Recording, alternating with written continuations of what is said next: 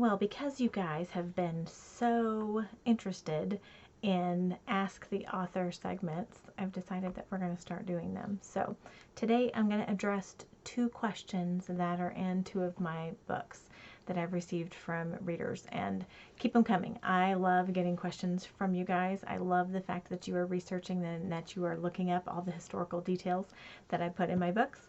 So this first one for Ask the Author actually has to do with the Mayflower. So it is from my book, The Mayflower Bride, that released from Barber Publishing. And the question from the reader was, wouldn't the Pilgrims have used a King James Bible? So yes, the King James Bible was available at this time, but you have to understand the separatists who were on the ship, who were on the Mayflower, had been persecuted by King James. So they would not have used a Bible that had his name on it. In fact, in the Pilgrim Hall Museum, I believe it is, there is an actual Geneva Bible that was brought over on the Mayflower by one of the pilgrims, you know, what we have labeled them now, but they were actually the separatists at the time that came over. So there's your answer to that, why they did not use a King James Bible. And if you notice in the book, I use text from the Geneva Bible because I wanted to be historically accurate.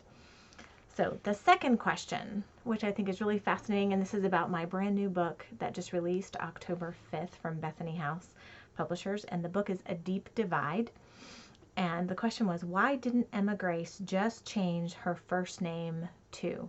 That's a really good question. Again, this is all about context and trying to be as historically accurate as possible. So, back in these times, to get a job, you needed to have some record of your birth to be able to receive what was called an employment card if you wanted to work for a reputable company, okay? And the Harvey Company was a reputable company. So these young ladies, they had to show a birth record to come in and to be able to get an employment card to be able to be employed by the Harvey Company by this time, okay? The time when this book was written, when Emma Grace was coming in. So if you remember at the very beginning of the book, she's 17 years old when she actually leaves. She had planned to leave when she was 18, but she was 17 when she left.